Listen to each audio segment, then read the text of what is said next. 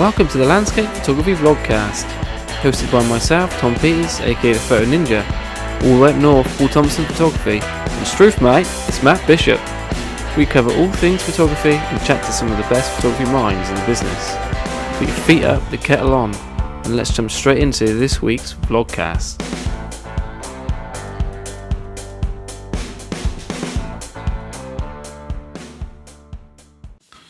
Right, welcome to the podcast, Dan. Yes, thanks for having me. It's all right, no worries. Just for, as I know this is the same thing that everyone gets asked in every podcast, but let's just hear a little bit about you and your background. And yeah, it's the hardest question to answer. So I'm here in Sheffield, kind of north of England, which is the kind of area I've always lived in, and I'd say I'm kind of a part-time landscape photographer at the moment. I dip in and out as to how much I do of that, but outside of that, I work in construction as a kind of day job, and got into photography it's probably like 11 years ago now, as you know, in a serious way, when I got my first interchangeable lens camera and kind of took it out on my walks in the Peak District, which is pretty nearby. Kind of just went from there, really. For me, photography is, started off just learning and trying everything that there was to try, different types of photography, and just trying to get a head around it. And then, kind of ever since then, carried on and gone to different places and spend a lot of time now. Everything outside of work generally tends to be related to photography. Yeah. Join the club. Yeah, exactly. That's it. That's why we're here. It kind of devours your life, doesn't it? It does. It really does. It's weird how it does as well. Yeah. In a good way, though. In a good way. Yeah, definitely. There's lots of things I try and get into. Try and kind of, whether it's take it up as a hobby or enjoy and things like that. But photography just kind of happened. I think it's just gradual, like you say. Before you know it, you're spending all sorts of money and all sorts of time on it, basically. You definitely get sucked into it, don't you, for sure. Yeah. If it's not gear, it'll be a trip or whatever. Like a bit of clothing for a trip. Yeah, that's it. Camera bags and gear to get out there, there's plenty to look at. Yeah, definitely, yeah. So have you always, you talked about the Peak District, have you always saw that as your home then? Your base, your patch? Yeah.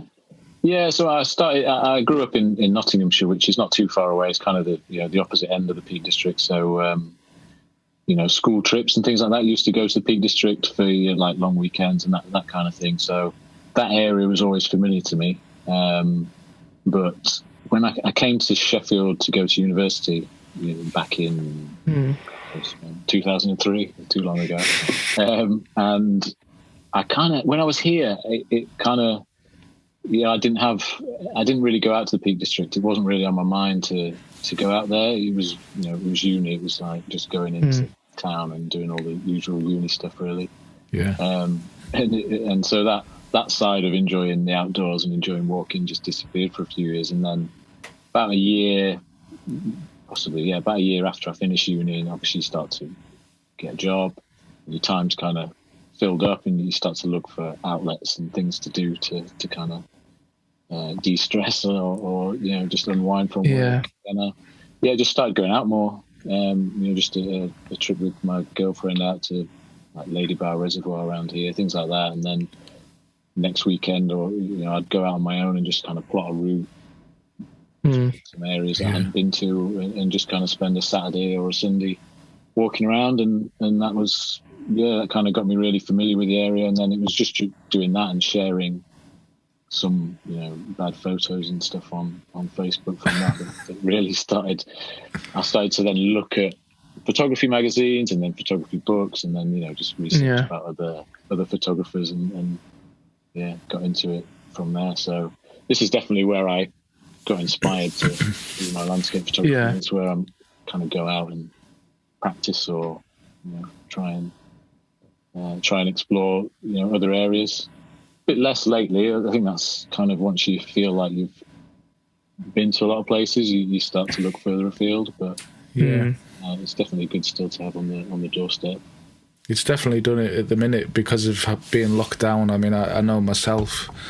I feel as though I've shot my local area to death now, and it's like I'm dying to escape. Yeah, it's been good in a way to go out and look for places more local to me, but at the same time, it does kind of get to that point where you think I really can't put any more images out. Yeah. Of local I think areas. you have to start shooting just because you enjoy it. Yeah, it doesn't. I think sometimes it's not necessarily shareable images. It's just kind of to keep your eye in, isn't it? Yeah, this is it. Which is difficult for us if you're doing a video every week. Yeah, it's kind of hard not to share it. Yeah, this is the problem. The problem. Yeah, that's true. Yeah, with the YouTube, it's just like, oh god, what am I going to do this week? Maybe I'll go intimate. I'll shoot some, I don't know, some bark or something. And but no, I think that's done me a lot of good, mind. Shooting more intimate things. I enjoy doing that anyway. So when you walk around the same woods so many different times, then really the only thing that is going to be different than the last time is if it's a different season or I don't know, you get different weather. Yeah. It does force you to look at your feet more, or or anything really. Yeah. So what kind of things appeal to you then? What kind of subjects appeal to you? I suppose in terms of kind of local area, it's a lot of woodland photography that I tend to go towards. I think that's because the Peak District isn't obviously mountainous as such. It's more kind of farmland and rolling hills, that kind of thing. So I think for me, the areas I always tend to go to are the woodland, especially autumn time. It's that's when I tend to go out the most. Partly because sunrise is at a reasonable time, and partly because it's colourful and the trees are there and everything. So that's definitely the majority, I'd say, of my kind of local photography is on that. But beyond that, it's really anything. Or if I go to Iceland or something like that, obviously I'll shoot the usual subjects, the usual mountainous scenes and anything like that. Really, I think that's what I try and do is I suppose shoot for the area you're in rather than trying to force it the other way and create a certain type of image in an area that doesn't suit it, maybe. Yeah, but looking at your images, I know you shouldn't judge a photographer by his Instagram feed, but your images are very striking, aren't they? They're very you can tell that they're yours. If you know what I mean? Right. Okay. I feel like there's a style. Then I know everyone says about when we talk about style, but you can just tell, if there is, it's just an amalgamation of probably trying different things over time. Yeah.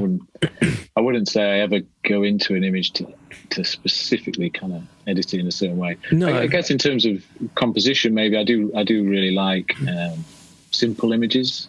Yeah, that kind of something that will stand out within it. So either that's having lots of empty space around a subject or getting in close to it. So I think that's perhaps a consistent thing that I do look for. It's nice as well to see a mixture of focal lengths as well. Yeah. Like you see some photographers will predominantly shoot with a wide angle lens, whereas you've got a real mixture of, like what you was talking about, more intimate, wider, more intimate.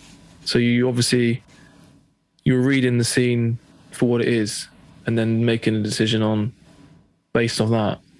Yeah. Rather than just thinking, I'll stick the wide angle lens on and take the whole lot.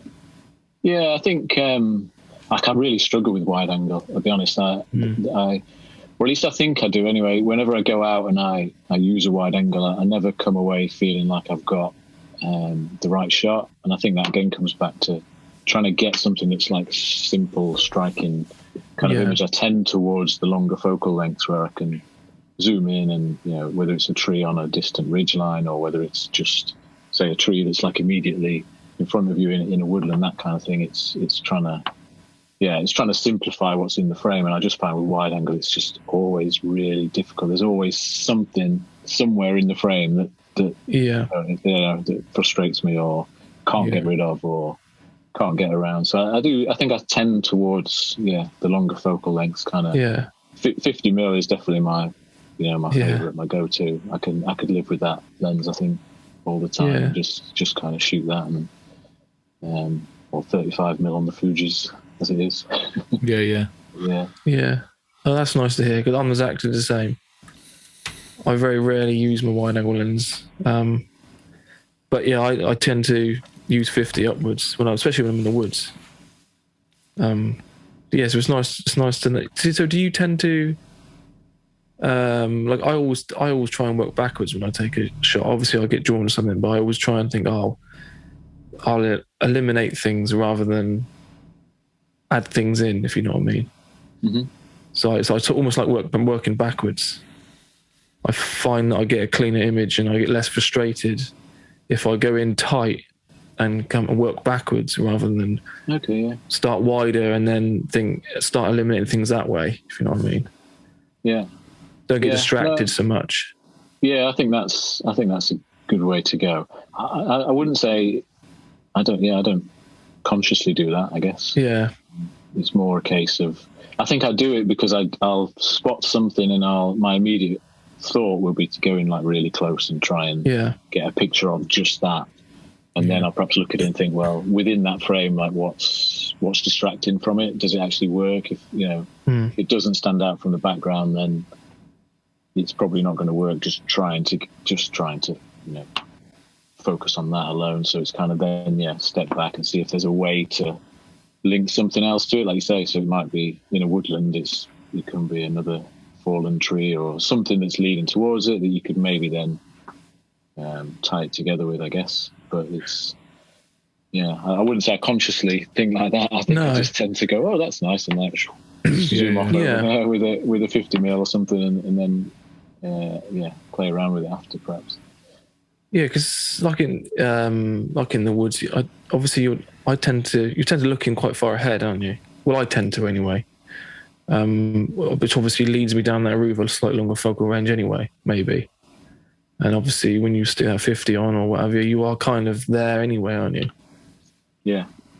Yeah. Yeah, I think woodland's probably the hardest, to use a wide angle lens in, for sure. Yeah. Because even if you find enough kind of clarity in the image, you end up with trees that are kind of doing things that they shouldn't do and stuff like that. So I think for woodland photography, that's maybe why it suits. It kind of suits what I enjoy in terms of using the longer lenses anyway, is that if you can, you need to look ahead, and that's when you do need to step back, I guess, is if you do find something that, like you say, you're drawn to, then you go back down the path 10 meters or so until you can work out how it fits within a slightly wider frame. Yeah.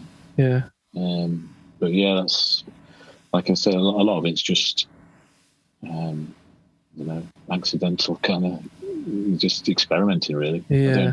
I find the more I think about an image, the less I'll probably come away with something that works. I don't know whether that's just because I don't enjoy it as much or whether it doesn't work. You just do you spend a lot of time on an image then, trying to get it right? Out in the field, kind of. Out in the field, yeah. I would say no, not really. I don't tend towards kind of tripod and setup and saying, right, I'm going to go to this place and try and get not necessarily a certain image, but even to what go to this place. And it tends to be more just trying to go out somewhere without a plan. Yeah. And then as something catches my attention, I'll try. I'll obviously hope I've got the right kit with me, because there's plenty of times where you go out with, say, just a 50mm, and then you really wish you took a zoom lens or something like that, because you just can't get what you see. But it tends to be, for me, it definitely tends to be more of a fairly quick fire shoot and move on, rather than. I get it with some photographers that kind of enjoy the slowness of the process and really trying to make everything fit together. But I don't think that's my personality, basically. I think that's the same with a lot of things I've got fairly short attention span for stuff. It's like, I mean, I've get gone distracted. I've gone down that route lately of trying to slow myself right down and just concentrate on trying to make something work.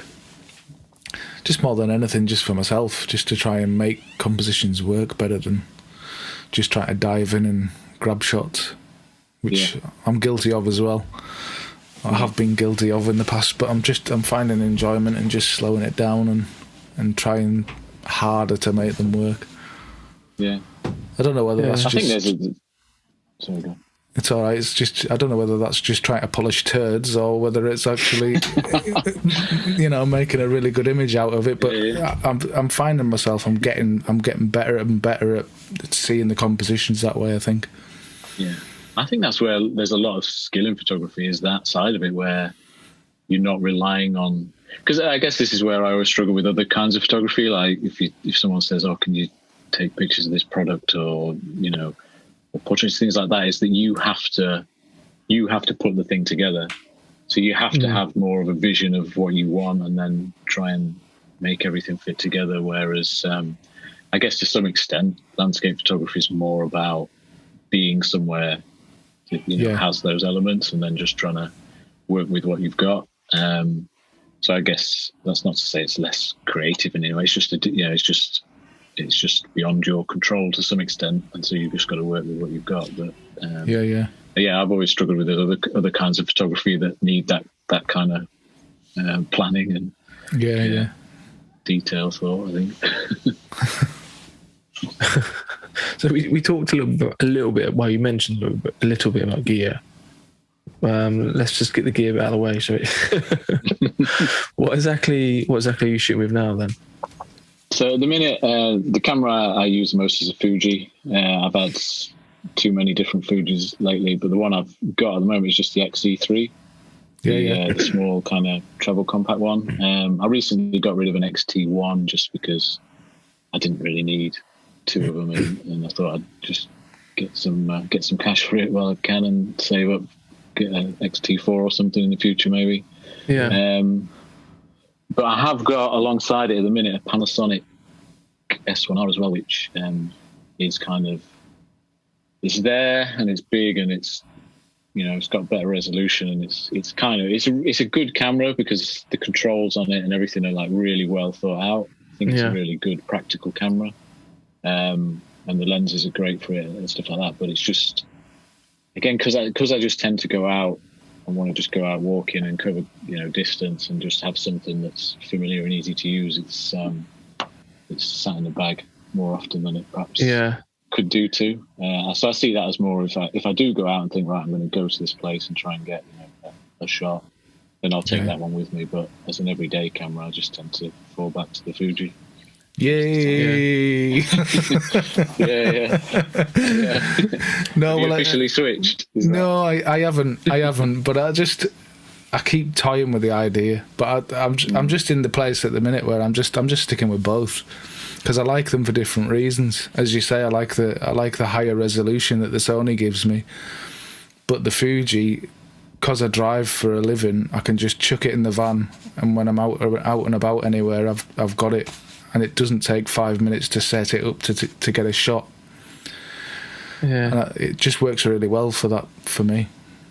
XT1, it's good enough just for carrying around, definitely.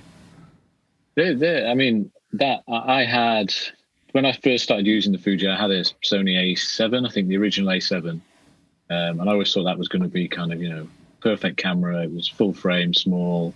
Yeah. At the time, there wasn't many lenses out because it was quite new, and they only had sort of a few, 4 or 5 lenses on the go, and it was more out of like boredom than anything. I think a guy at work had kind of gotten a second-hand Fuji, and I was like, oh, actually, that looks pretty cool. I might get one of them. So I just bought a second-hand XE1. It would have been back, I think, then, and it cost it was 190 quid for the body, and you could get the kit lens with it for what was probably then like another 100 quid or something. I just thought, I'll have a go. People seem to be, I saw plenty of people on Twitter saying, how good they were and stuff. So I thought I'd just have a play with it.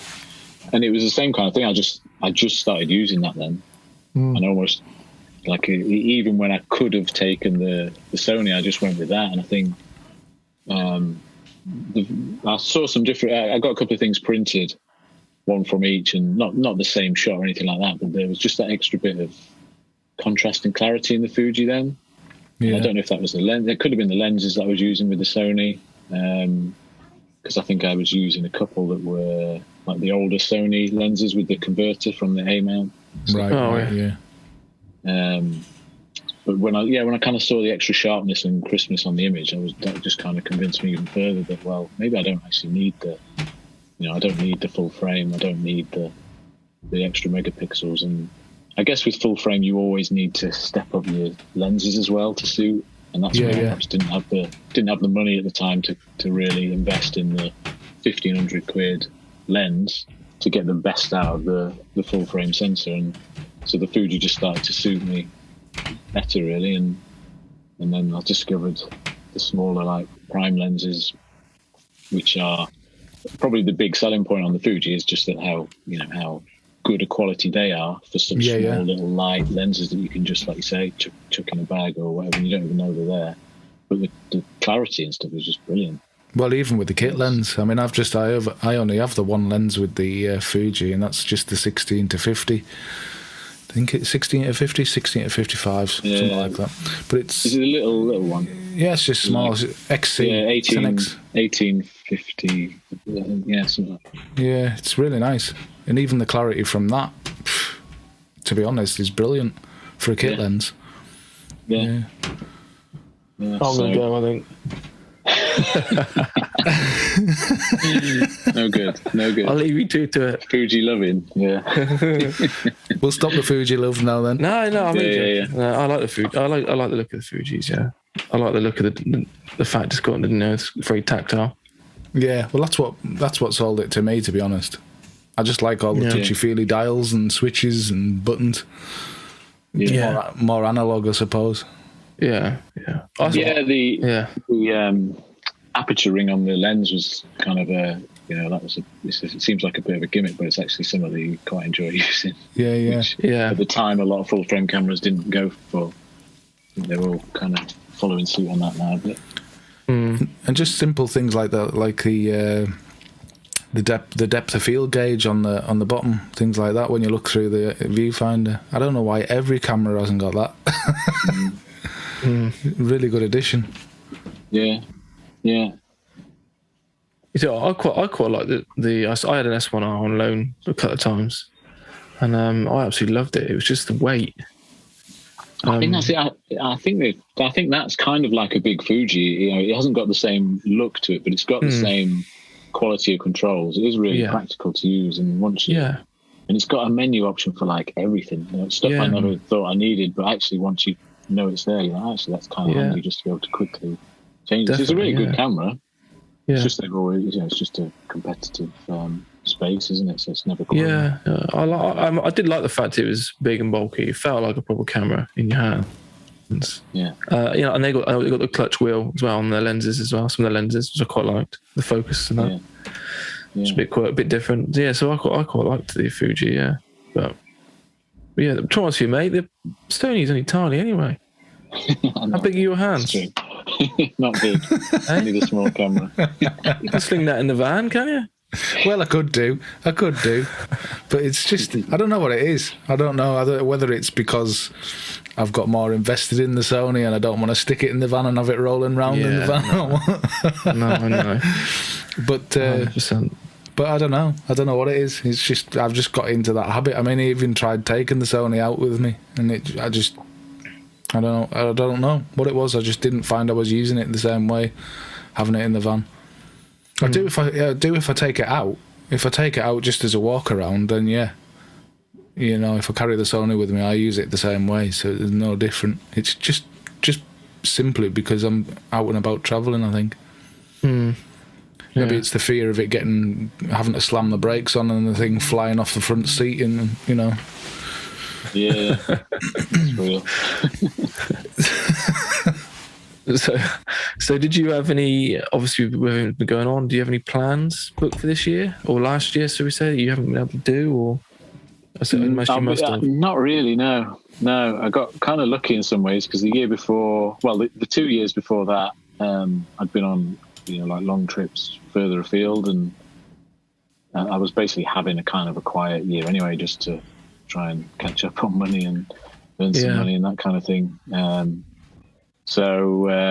Luckily, really, other than kind of a family like birthday trip that was supposed to happen, there wasn't much in terms of photography that was definitely booked in. Obviously, I'd have probably ended up going somewhere at some point for like a week or two, but I didn't kind of have anything specific that I missed out on. You've nothing planned in the near future then? No, I didn't think. Obviously, once last year happened, it kind of just seemed like there's no point really getting my hopes up or planning anything too definite. I think one of my friends has said about possibly going back to Nepal in April next year, but even that looks like, will it really be possible that early on? Is there still going to be kind of different different countries, and that kind of travel is? You probably could do it, but is it sensible to do it, or do you just wait another year and let it die down a bit further? So, nothing like specific, booked in. Probably go to Scotland, try and go there once or twice a year. Autumn time, always good. Probably look to do that again this year. Managed to sneak away there last year just for like a quick week whilst everything was still open. Yeah. So you talked about, was it Nepal? What was that you did a big trip? Was that for Panasonic? No, the Panasonic is in Europe, so that was 2019. Right. So that was like literally just before kind of the pandemic hit, which would have completely. Yeah. I mean, that was like the worst trip possible to do. We were going between like 7 or 8 different countries in Europe, stopping everywhere, and that would have been we would have been super spreaders, I think. So that was 2020. That was different. And then Nepal I did that was 2019, and then Nepal was 2018. Nepal was just a personal trip with a friend, another guy who's into photography, and went for like just under 4 weeks just to do trekking mostly. And, So most of your photography, you would say, is based around hiking or walking, or I think so. Yeah, I think first and foremost that's what I look to do, and then the photography fits around it. I think it's not one of those things where you say, all right, I could give up photography and just do, because you're always going to do both. But I think it's definitely a case of trying to get to somewhere that I'd enjoy being and enjoy kind of learning about the place, and I think an experience in the place, which I think is best to do on foot. Because you're kind of forced to, obviously see the changing conditions and see what the landscape is for a longer period of time, and then from there you can choose what images you make within it, rather than flying from place to place to place and kind of just trying to visit the hot spots, which is kind of what the journey, that Panasonic trip in Europe was much more find somewhere, fly, try and get there as quick as we can, spend half a day in that place so that you can spend half a day in another place, and it's just a different way of photographing. Definitely, it doesn't mean you come away with any sort of better or worse images, I don't think, because you're still in great places with epic views and everything. So it's just a different experience, I guess, different way of different kind of image that you perhaps come away with, but not necessarily one's better or worse. It's just different. Different style. Perhaps. If you're watching this, then I assume you're someone who is passionate about both photography and the natural world. Over the last decade, I'm sure you've seen the incredible growth in photography. Everyone has a camera these days, and everyone wants a beautiful nature photo to share with the world. Unfortunately, the passion to capture that image often overrides thoughtfulness. Wildflower fields are being trampled and destroyed. Delicate, unknown locations are being widely advertised, bringing crowds of people, transforming wild places into urban spaces. Regulations, private property, and the well-being of wildlife are ignored in the pursuit of an image for Instagram. If such things weigh heavily on you, consider joining Nature First, the movement for responsible nature photography. This is a global initiative to help recover the role of nature photographers as caretakers and ambassadors of the natural world. There are no membership fees, no ads, no gimmicks, just an opportunity to be part of this global initiative of nature photographers dedicated to caring for the natural world. You can learn more at naturefirstphotography.org. So, your Instagram, obviously you've got quite a decent following now. You've done fairly well, haven't you? So how do you see photography and social media? How do you find that mix, or do you have any pressure for shooting for a certain thing, or do you just go with it and if people like you, they like you? I think now it's more the latter. I think I've got to a point now where I just try and shoot what I enjoy. I wouldn't say, that means I'm completely devoid of any external influences and trying to, achieve certain things in there. But I think originally, I guess it's almost like a circle. I think you start off just shooting what you enjoy and sharing it. Then if you kind of start to spend time with it, you maybe start to then look at, right, how do I make something of this, and how do I actually kind of use it for a purpose, and that sometimes means trying to shoot certain subjects or styles, and then you perhaps get a bit tired of that and you come back around to where you were before and shooting what you enjoy. So I think I've probably done a full circle with it, and I think I guess my journey in photography has been with social media there. It's not like I have I don't have a period where I could compare and say I was just shooting for magazines or trying to get in a magazine or anything. Really, the first pictures I took with any purpose, I would have put straight on Facebook and shared to friends. That kind of that's been there all the time. Obviously, Flickr back in the day would have been somewhere that I shared my work to try and see what would have gone down well and things like that, and then Instagram kind of came along and kicked Flickr to one side, and everything was on Instagram.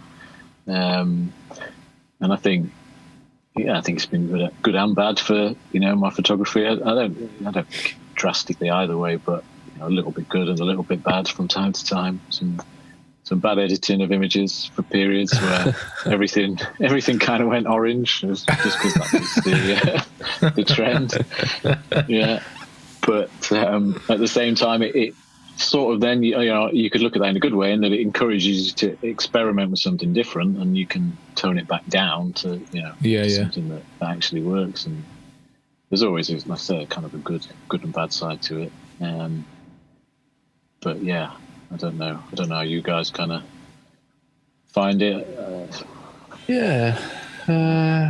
don't know, it's slightly different. I find it slightly different for me, like, especially because I don't know, with the YouTube, Instagram, we have a couple of Facebook groups. We spread ourselves quite thin sometimes. I find so I don't necessarily. I do put everything at that time into that certain aspect, but we are kind of juggling lots of different things at the same time. Yeah, if you know what I mean. So it does feel like a bit more of a longer sort of a climb, if you know what I mean. Yeah. Whether that's down to that, or I'm not really sure. I don't know about you, Paul, but yeah. Well, to be honest, I've concentrated more on the Instagram lately, just to try and more to kind of keep it consistent, if nothing else. Is just consistent, same way as we do with the YouTube channel, really, is to try and get some sort of consistency in uploads, and it's more to do with that more than anything else. I haven't really changed. It's what they love, isn't it? I mean, that is how people grow on it, is just the consistency, because they're all each network's obviously competing to try and keep you on there as much as you can. Keep your attention, side of it, so they definitely will recognise that. Not they, but the algorithm will recognise that and stuff. So it is hard. Like I say, if you're trying to do like YouTube for me, I kind of, I wouldn't say I tried to do a YouTube channel, but I tried to make videos, and it's just huge effort. For me personally, the extra time that you obviously have after the event to pull it all together and to do that consistently, I think it's a big achievement, really. Yeah, I don't manage it.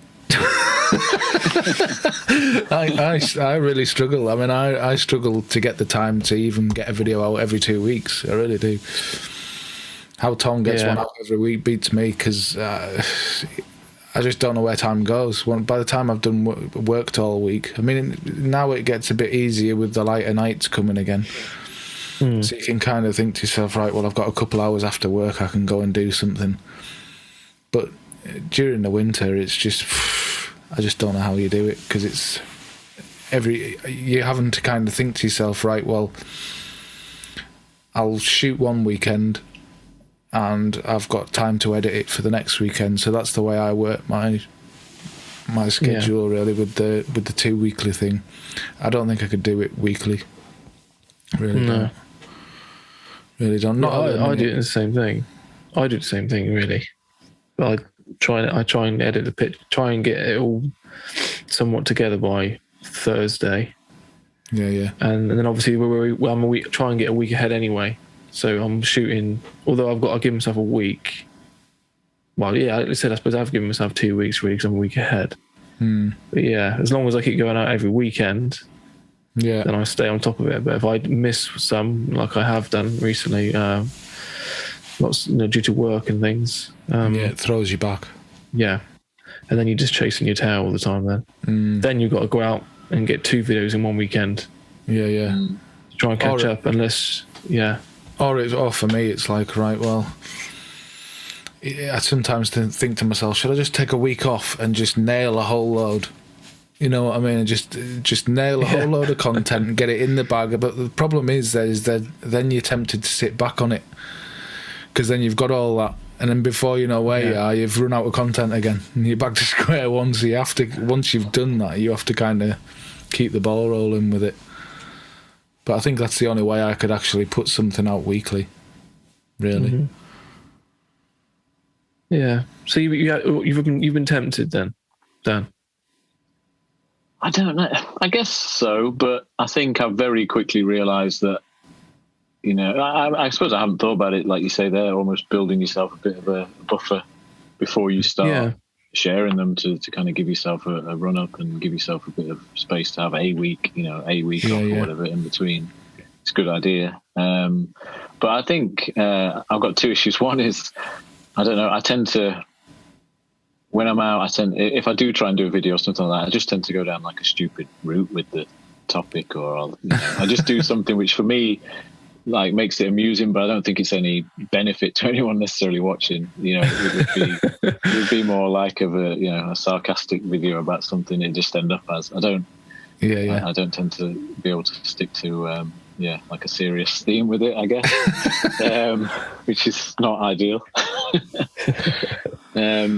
So there's that side of it, and then I guess, like I said before, I tend to just go out and do not whatever takes my fancy is probably the wrong word, but if there's a nice sunset tomorrow night and I want to go out and do it, I'll just go out and shoot it. I don't perhaps plan ahead enough to then right, I'm going to take the set up for video. I've got that time. It's much more just a case of go out and shoot. I mean, the images, like talking back about those trips, like Nepal was 2.5 years ago now, and I think we were there for 20 odd days, and I've just shared photos from like the 7th day of it. So for a trip from 3 years ago, I've still got more than half the pictures probably to actually like edit and share and do something with. I'm pretty kind of slow with actually getting around to to sharing stuff, and it's not.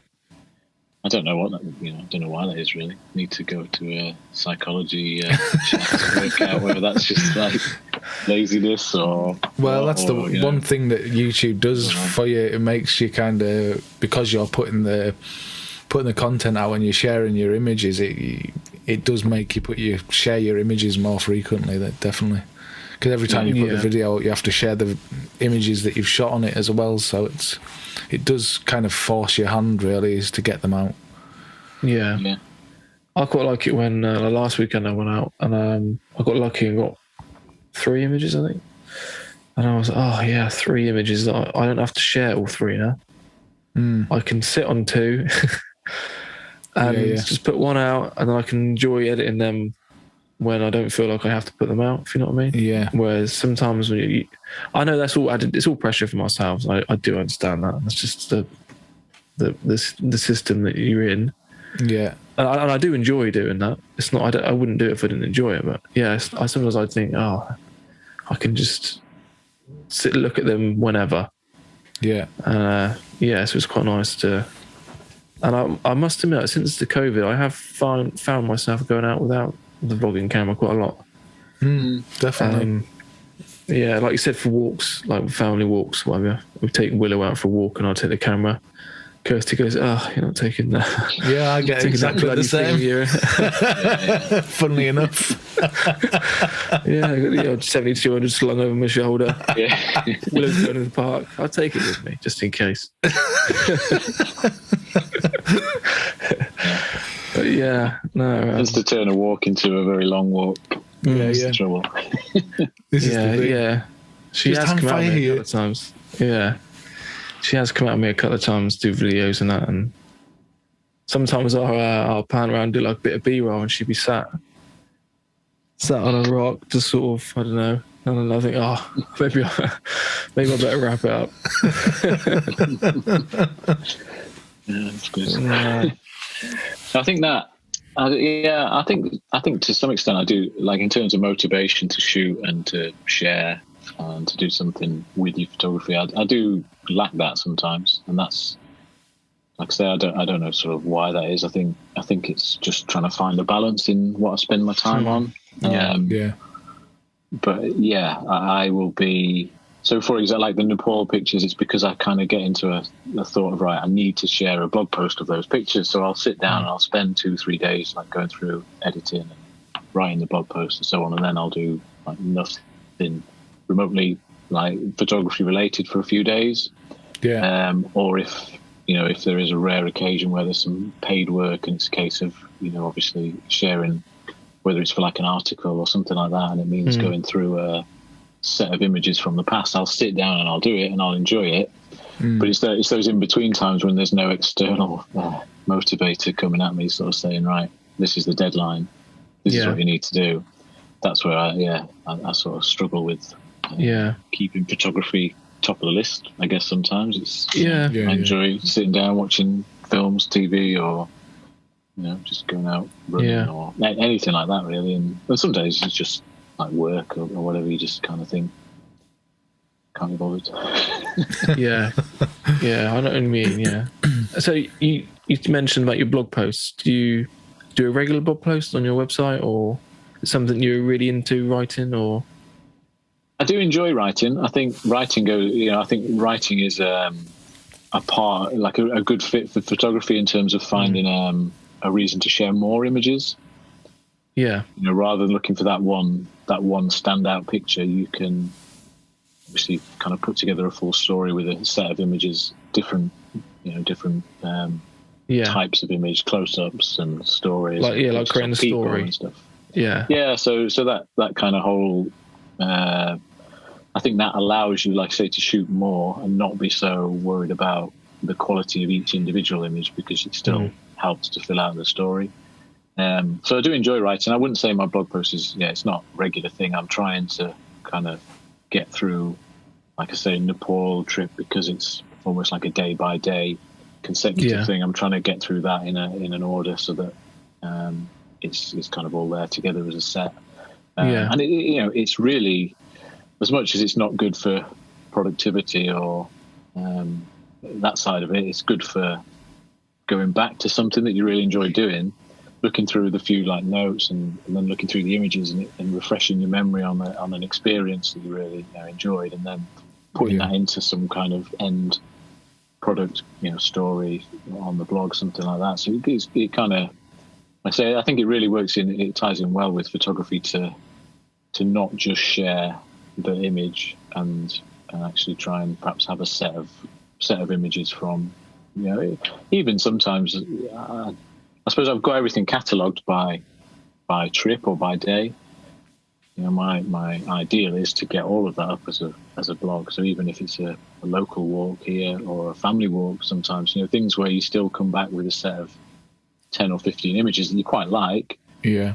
You can still do something with that. Then you can still kind of, whether it's informing people about the area, it could just be like, here's an interesting walk that you might not know about in your local area, things like that. Or it could kind of be on the theme of the weather that was on the day. It could be a particular kind of moody day and things like that. So still, again, each image isn't a stunner, kind of isn't going to win any awards, but as I say, it's still something you can do with it. And I guess it's good for your SEO and stuff as well if you have more than just images. 100%. Yeah, a picture of what you do. Yeah, I suppose it's like any social media, really, isn't it? Like you were talking about earlier, it's about being consistent. Yeah, and, yeah. I suppose it is a case of whoever shouts loudest sometimes. Definitely on social media for sure, isn't it? It's who's definitely. I think you're right. Yeah. So do you? You've mentioned paid work quite a bit here and there. Do you do much paid work photography? Or I mean, it would probably be like one job a year, something like that might happen. So I got kind of lucky. When was that? 3 years ago now, I think. I did a shoot for national parks in the UK, and that was like that was a dream job in loads of ways. It was a bit short. I only had 2 weeks to go and shoot like 8 national parks. So it was literally like a day in each one, which meant you were incredibly relying on the conditions, which I was like Exmoor, it was just fog where you couldn't see further than this. So some of it worked. So that one definitely didn't. Came away with hardly any shots there. But yeah, that was like a commission that they needed a stock of images for some marketing, and that kind of came through, and that was like out of nowhere. So I was hoping to kind of build on that, but then the next job I was actually away for when they needed it, and it kind of faded away. So that was kind of a one-off, but it definitely showed me that kind of work was out there. So that's something that I always would like to try and get more of, obviously. And then the other stuff just tends to be articles, which are more ideas that I would come up with and send to a journal or a magazine, and just kind of say, here's an outline of the idea of the place. Generally, they're about places, but the one that I've done a few times is called Earnest Journal, and it tends to be more kind of history of places or interesting stories about the place. So again, it comes back to the tying it in with the writing side. I think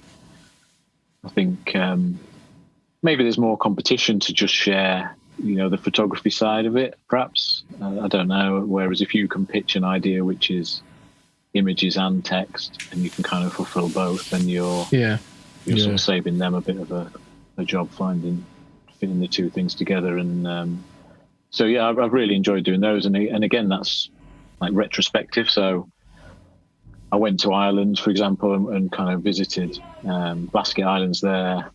Just went because it was a trip, and to get images and just to enjoy it anyway. And then afterwards, as I started to read about it and learn more about it, it kind of clicked together as a story I could then pitch, and that kind of worked out. And it's kind of like in retrospect, I got some money out of a trip that I went and did anyway, and treating it that way. So it's just little things like that, really. Unfortunately not getting like visit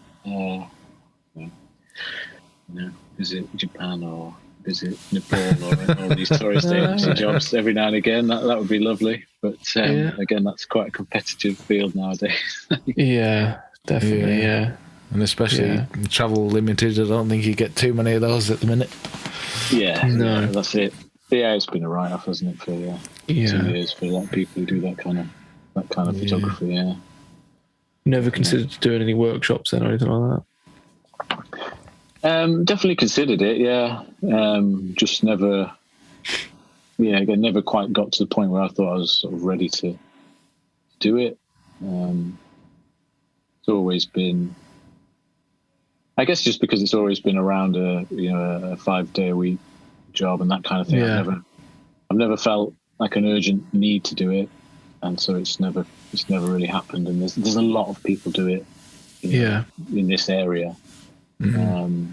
So it's not to say that the market isn't there for it, but I've never. I guess the other side of it is I've never really been on many workshops, so I don't know. I don't have in my head a picture of what a workshop would or wouldn't be. So I'd be kind of taking a stab at it, or would have to go on something to then kind of do some. I don't know whether you guys tended to go on any workshops with other photographers, things like that in the past. No, I haven't. It's not something that's ever particularly appealed to me, really. No. I just, for me, it was just, I just love being out with the camera. And, I've took people out, like friends and family, been out for walks, and should we go up there? I got a friend of mine who was really big into his hiking, and he just used to say, should we go up there, bring a camera, and then I taught him how to go about taking pictures, and then next minute he bought a camera, and then I just thought, I could do this maybe a bit more local, and then it's just started from there, really. But I didn't really know what I was doing. I just, priced myself accordingly, and then just to go from there. It is very daunting, isn't it? Daunting idea. It's just passing on the information that at the end of the day, isn't it? That's all you can really do. Yeah. I think it's the YouTube thing has really pushed that for me, is the confidence I get confidence from that. And then I think, wow, like sort of 5 years ago, I never would have done this. Yeah. It's interesting where you end up, but yeah. So you didn't ever see yourself going, or ever wanting to be full-time? Well, not full-time, but like more into the business side of photography, or are you quite happy just enjoying what you're doing now? I think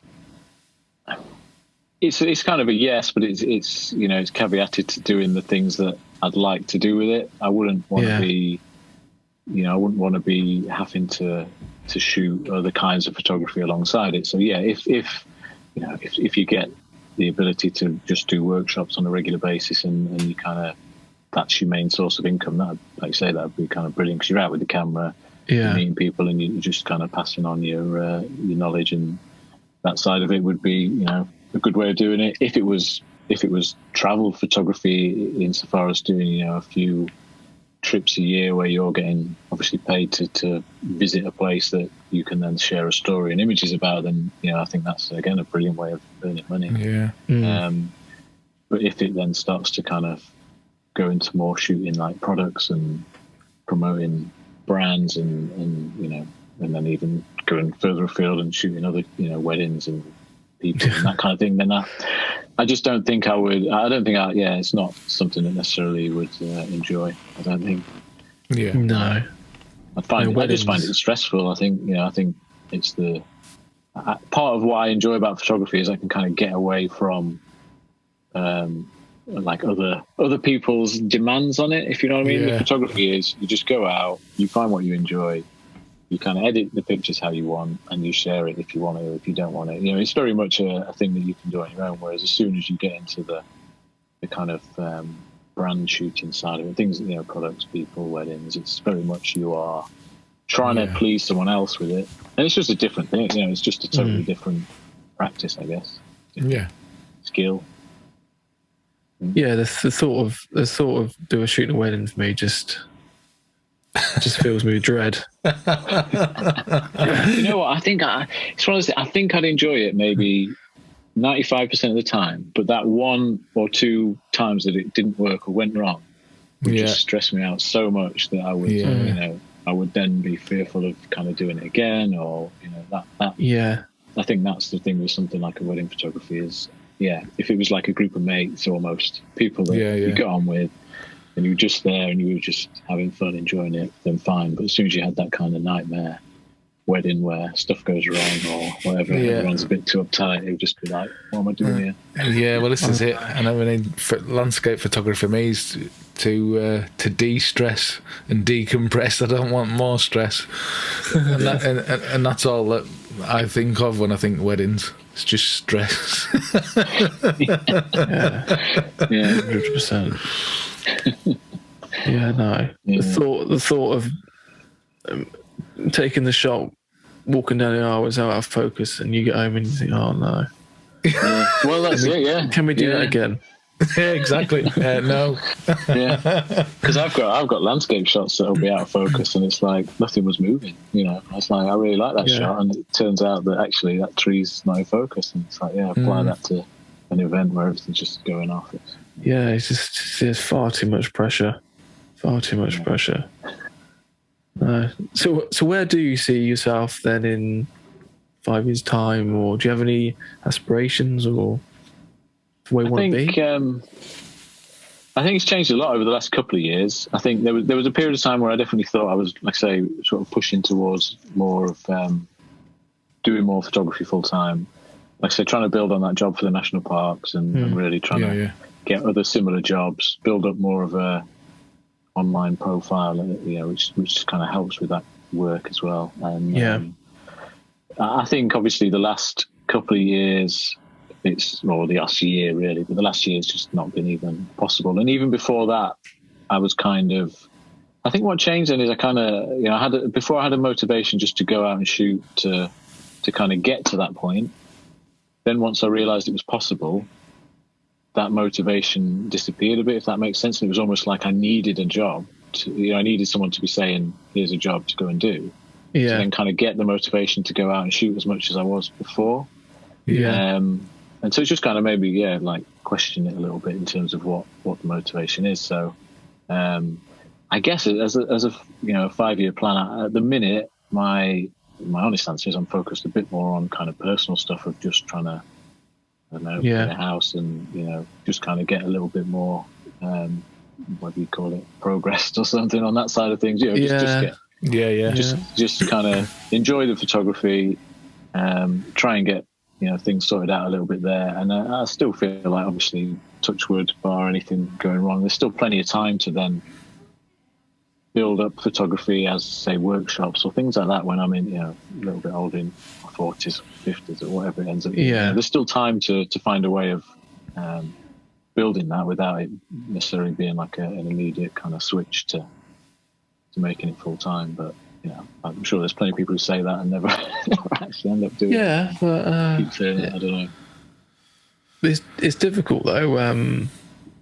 Like when you've got a steady job, a steady normal job, and you earn comfortable money and you're comfortable, it's hard to sort of jeopardize that for your own pursuit, especially like if you've got families and things. I certainly think about things differently now. Now we've had a Willow, so yes, it's not easy. Just like you said, you have to think about the bigger picture sometimes, don't you?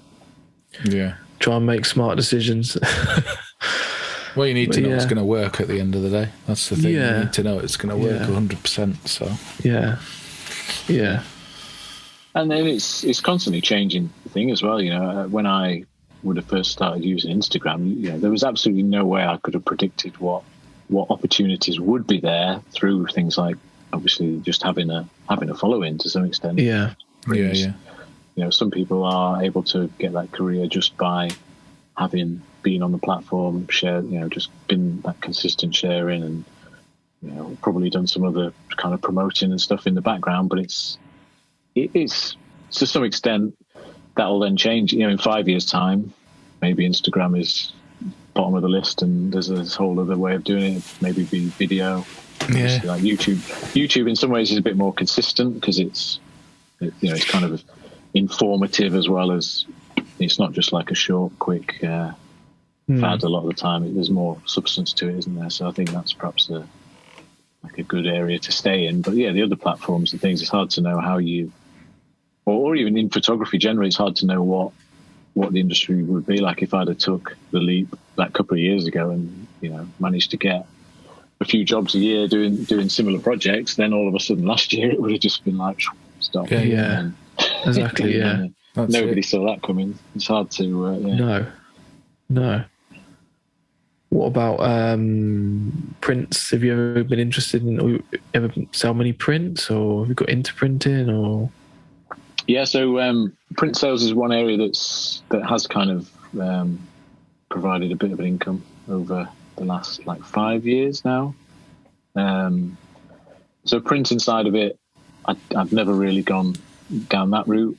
I feel like it's a whole other time sapper, probably a money sapper as well.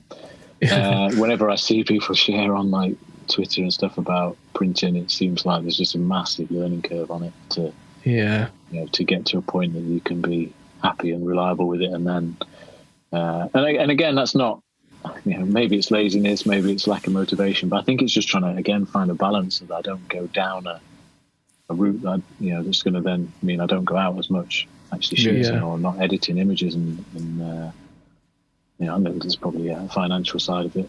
So not so much printing, but in terms of selling prints, about 5-6 years ago, just by seeing, I think, other people doing it, I kind of set up a print shop on Etsy, and I started doing art fairs locally, and kind of both things have just been.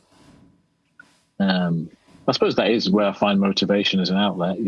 Not necessarily being motivated for some social media platforms, things like that, as a motivator to share my work, but print sales, in those either in a physical event, just talking to people about the images and the places, and that's really interesting and really rewarding way of doing something with your imagery. And the Etsy thing was just luckily kind of choosing Etsy as a platform. Probably could have, there's probably other ones that are similarly successful, like what's it called now, like Society 6 and things like that, where they kind of print for you stuff that you can do, a reasonable amount of work on, but it's a marketplace in itself. And I think the hardest thing for a lot of photographers is obviously if you just set up a print shop which is just you.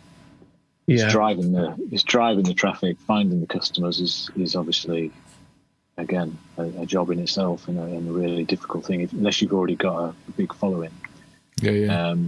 It's something that's kind of, being on Etsy has kind of worked for me, just because there are people on there looking for wall art pictures. It tends to be places they know. It tends to be like stuff like that one where it's like Scotland. It's a recognisable view.